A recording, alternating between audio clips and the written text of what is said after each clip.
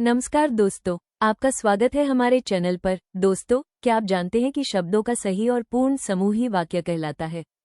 तो आज के इस वीडियो में हम बहुत ही सरल और आसान भाषा में समझेंगे वाक्य क्या है, वाक्य की परिभाषा, वाक्य के भेद और साथ में आसान उदाहरण, ताकि आप सिर्फ एक ही वीडियो में वाक्य का पूरा कॉन्सेप्ट समझ सके। तो चलिए बिना समय गवाए शुरू करते हैं आज का महत्वपूर्ण विषय, वाक्य।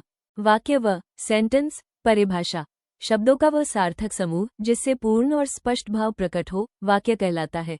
उदाहरण: 1. राम स्कूल जाता है। 2. सीता ने फूल तोड़ा। 3. बच्चे मैदान में खेल रहे हैं। वाक्य के भेद: ए. रचना के आधार पर वाक्य तीन प्रकार के होते हैं। 1. सरल वाक्य। 2. संयुक्त वाक्य। 3. मिश्र वाक्य। सरल वाक्य। परिभाषा: जिस वाक्य में केवल एक मुख्य क्रिया हो और एक ही उपवाक्य हो, उसे सरल वाक्य कहते हैं। व्याख्या: सरल वाक्य सीधा और स्पष्ट होता है। इसमें कोई आश्रित उपवाक्य नहीं होता। भाव एक ही बार में पूरा हो जाता है। उदाहरण: 1. राम स्कूल जाता है। 2. सीता गाना गाती है। 3. बच्चा रो रहा है। ट्रिक: एक क्रिया हो तो सरल वाक्य होगा। कंफ्यूजन अलर्ट: राम स्कूल जाकर पढ़ता है। इस वाक्य में दो क्रियाएं हैं, जाकर, पढ़ता है, ये सरल वाक्य नहीं है। संयुक्त वाक्य।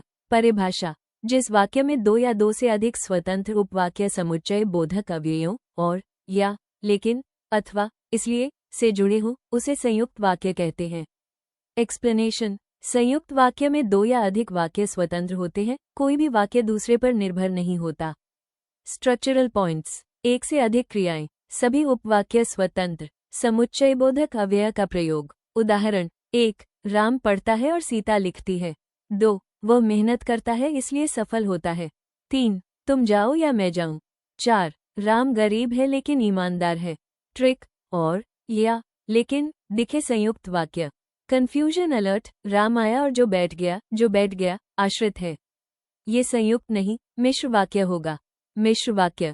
परिभाषा: जिस वाक्य में एक मुख्य, स्वतंत्र उपवाक्य और एक या अधिक आश्रित उपवाक्य हो, उसे मिश्र वाक्य कहते हैं। एक्सप्लेनेशन: मिश्र वाक्य में एक वाक्य प्रधान होता है, बाकी वाक्य उस पर निर्भर होते हैं।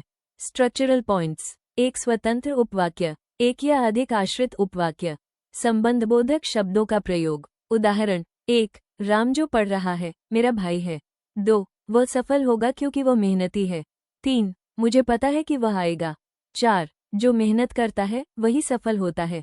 ट्रिक: जो, कि, क्योंकि, दिखे, मिश्र वाक्य होगा। कंफ्यूजन अलर्ट: राम आया और जो बैठ गया, आश्रित है, इसलिए यह मिश्र वाक्य होगा। उपवाक्य, सब क्लॉज। परिभाषा: वाक्य का वो भाग जो अपने आप में पूरा वाक्य न होकर किसी अन्य वाक्य पर निर्भर हो, उपवाक्य कहलाता है। उपवाक्य के प्रकार: स्वतंत्र उपवाक्य, आश्रित उपवाक्य। ए. स्वतंत्र उपवाक्य, अपने आप में पूर्ण, किसी पर निर्भर नहीं। उदाहरण: राम स्कूल जाता है। बी. आश्रित उपवाक्य, स्वतंत्र नहीं, मुख्य वाक्य पर निर्भर। उदाहरण: जो स्कूल जाता है। उदाहरण: 1. राम, जो मेरा मित्र है, पढ़ाई में अच्छा है। 2. वो व्यक्ति जो मेहनती है, सफल होगा। एग्जाम पॉइंट: संयुक्त वाक्य, सभी उपवाक्य स्वतंत्र। मिश्र वाक्य, आश्रित उपवाक्य अनिवार्य। अर्थ के आधार पर वाक्य 7 प्रकार के होते हैं। 1. विधानवाचक वाक्य। 2. प्रश्नवाचक वाक्य। 3. आज्ञावाचक वाक्य। 4. इच्छावाचक वाक्य। 5. संदेहवाचक वाक्य। 6. विस्मयादिबोधक वाक्य। 7. निषेधवाचक वाक्य। विधानवाचक वाक्य। परिभाषा: जिस वाक्य से किसी तथ्य, घटना या स्थिति का साधारण कथन होता है, उसे विधानवाचक वाक्य कहते हैं। एक्सप्लेनेशन: इसमें न तो प्रश्न, न आदेश, न निषेध होता है, ये सबसे सामान्य वाक्य होता है। उदाहरण: 1. राम स्कूल जाता है। 2. भारत एक लोकतांत्रिक देश है। 3. सूरज पूर्व से निकलता है। 4. वह बहुत मेहनती है। 2. प्रश्नवाचक वाक्य। परिभाषा: जिस वाक्य में प्रश्न पूछा जाए, उसे प्रश्नवाचक वाक्य कहते हैं। एक्सप्लेनेशन: प्रश्न पूछने के लिए प्रयोग होता है, अंत में प्रश्नवाचक चिन्ह होना अनिवार्य होता है। उदाहरण: 1. तुम कहाँ जा रहे हो। 2. वो स्कूल क्यों नहीं आया। 3. क्या तुमने पुस्तक पढ़ी। ट्रिक: प्रश्न चिन्ह या प्रश्न शब्द दिखे तो प्रश्नवाचक होगा। कंफ्यूजन अलर्ट: क्या तुम जाओगे, चिन्ह नहीं है, लेकिन भाव प्रश्न का है, इसलिए ये प्रश्नवाचक वाक्य है। 3. आज्ञावाचक वाक्य। परिभाषा: जिस वाक्य से आदेश, निवेदन, उपदेश या प्रार्थना प्रकट हो उसे आज्ञावाचक वाक्य कहते हैं। उदाहरण 1. दरवाजा बंद करो। 2. कृपया शांत रहिए। 3. समय पर आओ। 4. गुरुजनों का सम्मान करो। एग्जाम पॉइंट: आदेश जोड़ निवेदन बराबर आज्ञावाचक। विनम्र शब्द भी इसी में आता है। 4. इच्छावाचक वाक्य। परिभाषा: जिस वाक्य से इच्छा, कामना या आशीर्वाद प्रकट हो उसे इच्छावाचक वाक्य कहते हैं। उदाहरण: पहला, काश मैं सफल हो जाऊं। दूसरा, भगवान करे तुम पास हो जाओ। तीसरा, ईश्वर आपको दीर्घायु दे। चौथा, मेरी इच्छा है कि तुम आगे बढ़ो। कॉमन वर्ड्स: काश, भगवान करे, ईश्वर करे, इच्छा है। 5. संदेहवाचक वाक्य। परिभाषा: जिस वाक्य से संदेह या संभावना प्रकट हो उसे संदेहवाचक वाक्य कहते हैं। कॉमन वर्ड्स: शायद, लगता है, संभव है। उदाहरण: 1. शायद वो आ जाए। 2. लगता है बारिश होगी। 3. संभव है वो सफल हो जाए। 6. विस्मयादिबोधक वाक्य। परिभाषा: जिस वाक्य से आश्चर्य, हर्ष, शोक, भय आदि भाव प्रकट हो उसे विस्मयादिबोधक वाक्य कहते हैं।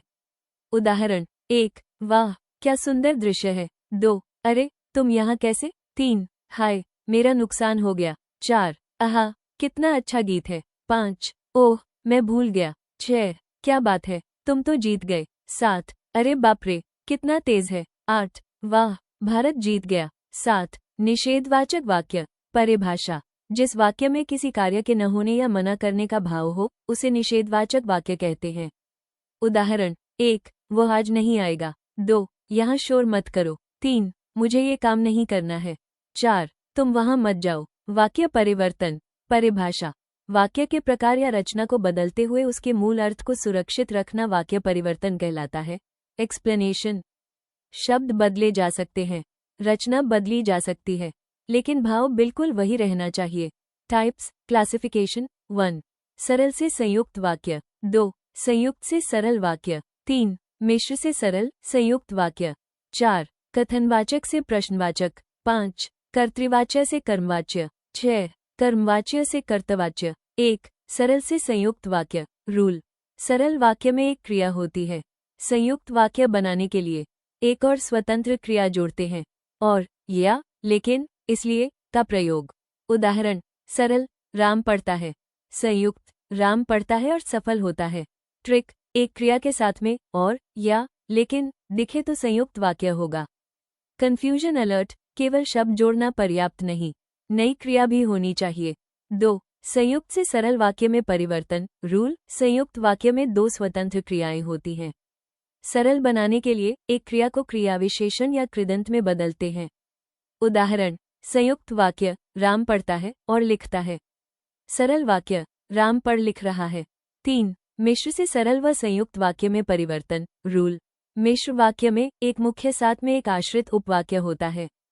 परिवर्तन में आश्रित उपवाक्य हटाकर शब्द व क्रिया से काम लिया जाता है। मिश्र वाक्य का सरल वाक्य में परिवर्तन। उदाहरण: मिश्र वाक्य जो मेहनत करता है वही सफल होता है। सरल वाक्य मेहनती व्यक्ति सफल होता है। मिश्र वाक्य का संयुक्त वाक्य में परिवर्तन। उदाहरण: मिश्र वाक्य मैं जानता हूं कि वह आएगा। संयुक्त वाक्य मैं जानता हूं और वह आएगा। 4. कथनवाचक से प्रश्नवाचक वाक्य में परिवर्तन। रूल: कथन को प्रश्न में बदलने के लिए क्या, क्यों, कब आदि जोड़ते हैं। स्वर बदलता है, अर्थ वही रहता है।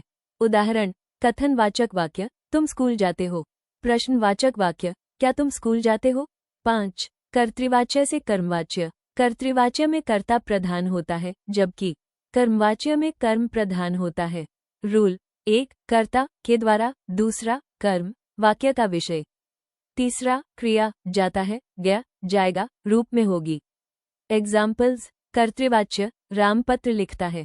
कर्मवाच्य पत्र राम के द्वारा लिखा जाता है। ट्रिक: के द्वारा दिखे तो कर्मवाच्य होगा। कंफ्यूजन अलर्ट: हर वाक्य का कर्मवाच्य संभव नहीं, उसे अकर्मक क्रिया वाले वाक्य कहते हैं। 6. कर्मवाच्य से कर्तृवाच्य। रूल: के द्वारा हटाएं, कर्ता को प्रधान बनाएं, क्रिया सक्रिय रूप में लाएं। एग्जाम्पल्स: कर्मवाच्य पत्र राम के द्वारा लिखा गया। कर्तृवाच्य राम ने पत्र लिखा। यह वीडियो आपको कैसा लगा? अगर अच्छा लगा हो तो सब्सक्राइब और लाइक करें तथा वीडियो को शेयर करें। वीडियो को अंत तक देखने के लिए बहुत बहुत धन्यवाद।